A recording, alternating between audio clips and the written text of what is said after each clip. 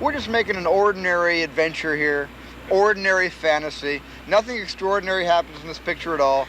These kids are all kind of like friends. They're all sort of outcasts. And they get bored one day and they have the most extraordinary adventure that any adult could possibly imagine. You think you know the Goonies? Think again.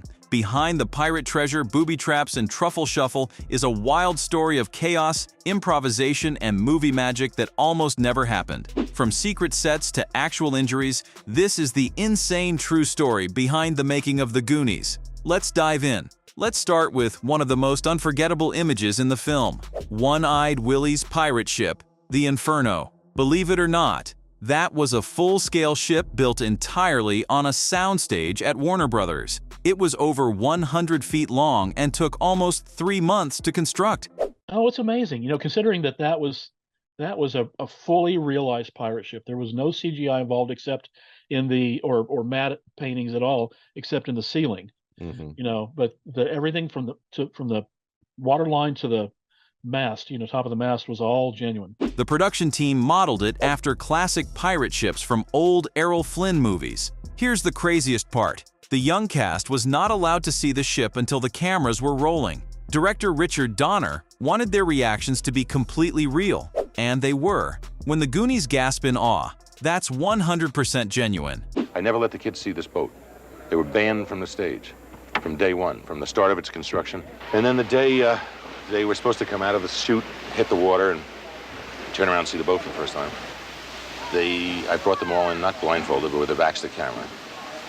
They all knew what they were going to see, but they had no idea what it was going to look like. And so on film, when they turn and see the boat for the first time. After filming wrapped, the studio offered the ship to museums and theme parks, but no one could handle the size. So what did they do? They destroyed it. Yeah, they scrapped a literal pirate ship. Brutal. No, the studio actually offered it to Magic Mountain because at that point, I think they owned Magic Mountain.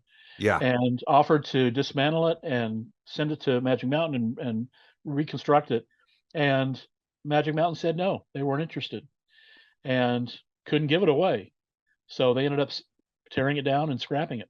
Working with a cast of kids sounds fun, until you realize you have to wrangle 7 hyperactive teenagers. Richard Donner has said directing them was like herding cats on sugar. They joked around constantly, ruined takes, and couldn't stop laughing. I think the uniquest part of working with kids and this many kids in the film is that every night I'm contemplating suicide. What is I've got a plan. All right, now shut up, man, shut up. Booty You know trap. where this takes place? Yeah. Where? Tunnel.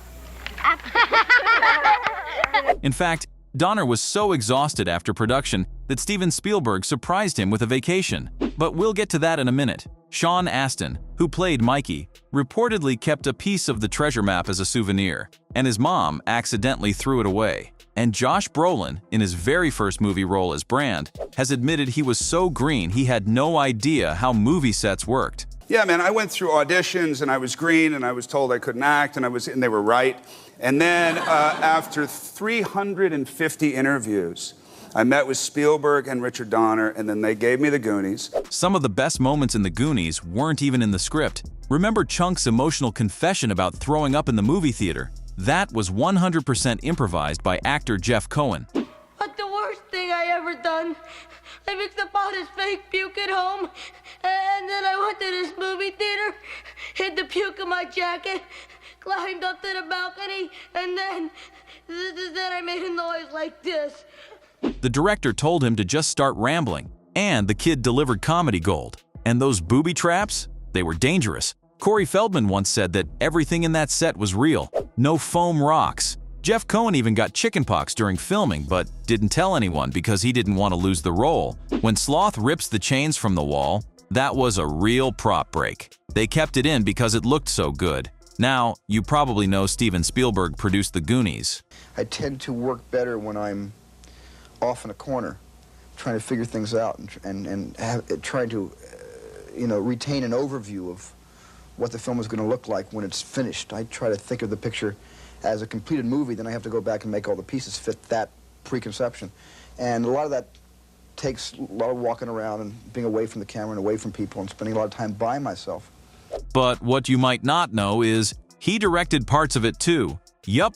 According to Richard Donner, Spielberg stepped in to direct several second-unit scenes, including action sequences and visual setups, especially when they were falling behind schedule. Actually, when you break the script down with a creative group that I got like this, I've got from Mike Riva doing the sets and Nick McLean on camera and this wonderful crazy group of kids and Spielberg looking over my shoulder all of the time, which I happen to love because I guess he's the biggest kid of them all and comes up with the best ideas. Spielberg also came up with many of the movie's traps and puzzle ideas. His fingerprints are all over this film. And remember that surprise vacation? After wrapping, Donner flew to Hawaii to escape the madness, only to find the entire cast waiting for him at his hotel, flown out by Spielberg as a prank/gift. Hey, Dick. Hey.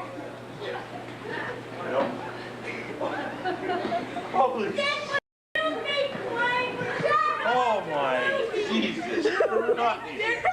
Oh my God! Hey, Dick, I want you to Dick, I want you to Holy I don't believe it!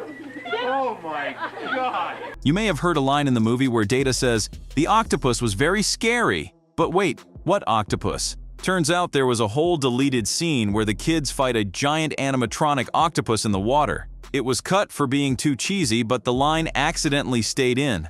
You can find that scene in some home releases and, yeah, it's kind of awful, but in the best 80s way. So we all went to see the Squinchio fight, and it was like, I forget who the kid was, but I guess he was told to put the octopus, you know, thing around his neck to look like he was being strangled, and it was just like this limp thing. It was hysterical. You got to put that in there. You got to, because it really is bad. The Goonies opened in 1985 and quickly became a cultural phenomenon. It wasn't just a kids' movie, it was a rite of passage. It is the most difficult thing I ever thought I was going to get into. I never anticipated what it was going to be like because individually they're wonderful, they're nuts, they're the warmest, craziest little things that have come into my life.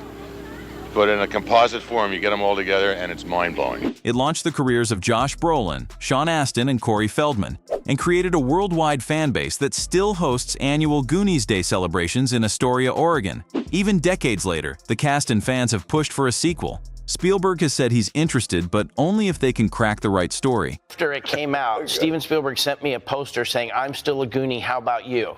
He's wanted to make the sequel, and he's the sole reason it hasn't been made now because it hasn't been right.